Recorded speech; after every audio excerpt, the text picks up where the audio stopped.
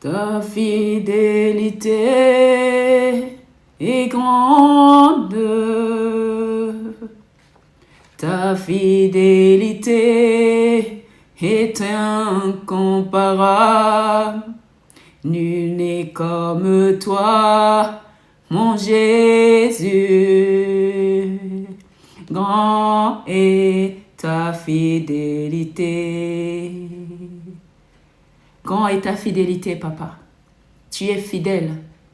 Tu es fidèle à ta parole. Tu es fidèle à tes promesses. Et tu es fidèle à tes enfants. Merci Seigneur, car nous ne méritons rien. Mais tu ne regardes pas au mérite. Tu regardes au cœur. Et nous te louons, nous t'adorons. Et que la gloire, papa, te revienne à toi seul. Dans le nom puissant de Jésus, j'ai prié. Amen.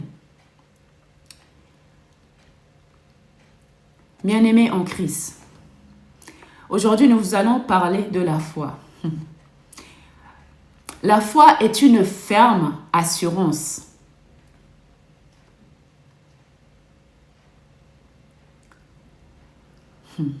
La foi, selon le passage dans Nombre chapitre 23, le verset 19,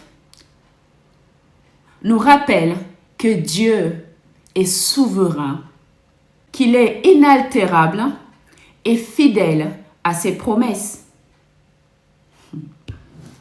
Il ne ment pas, il ne change pas d'avis. Ce qui fait la beauté de la foi, c'est cette certitude inébranlable de tout ce que Dieu dit. Il le réalise. Cela va au-delà de ce que l'on peut voir ou ressentir. C'est une confiance totale en la vérité de Dieu. Une assurance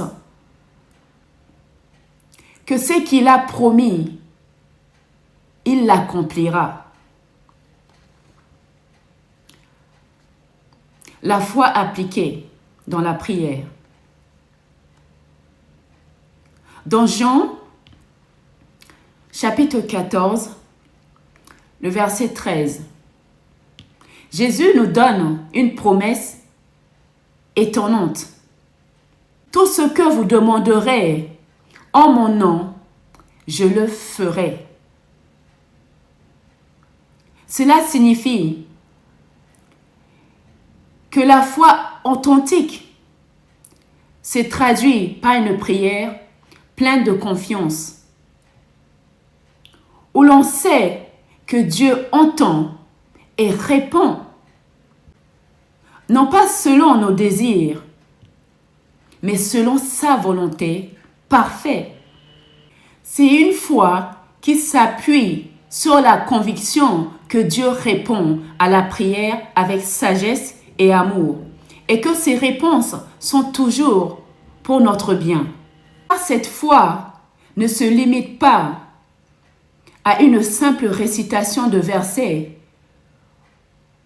ou se contenter d'actes extérieurs comme le fait de se rendre à l'église ou d'offrir des offrandes.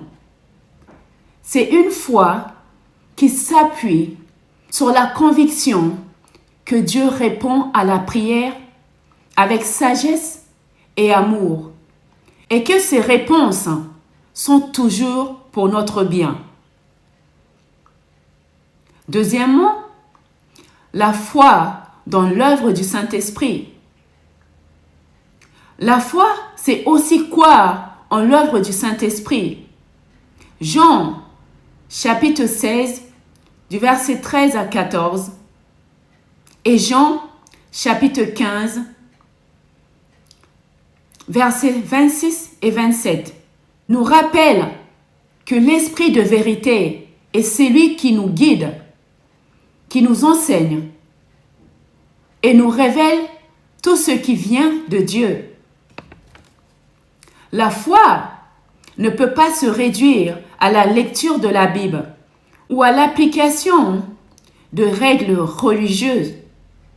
Elle exige une relation intime avec le Saint-Esprit qui nous conduit chaque jour dans la vérité.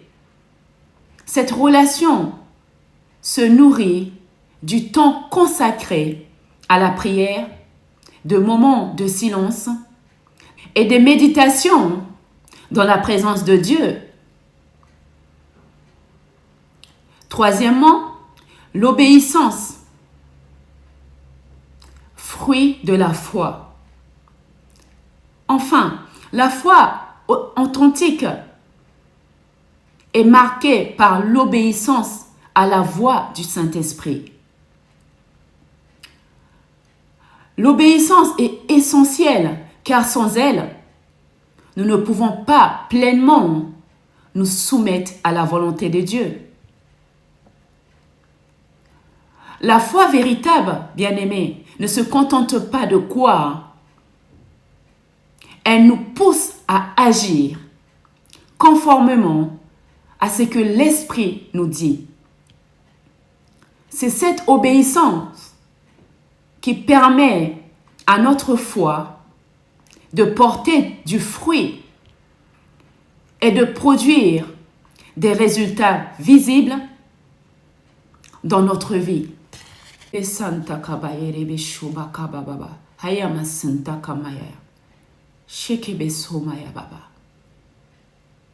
Ainsi, la foi chrétienne est bien plus qu'une croyance intellectuelle ou une série d'actions religieuses. C'est une relation vivante avec Dieu qui se nourrit de sa parole, se fortifie par l'action de son esprit et s'exprime par l'obéissance. La foi, bien-aimée, nous invite à croire que Dieu est réel, qu'il est actif dans nos vies et nous conduit chaque jour dans sa volonté parfaite. C'est une foi qui transforme, guérit et fait briller la gloire de Dieu dans le monde. Voilà la foi, bien-aimée.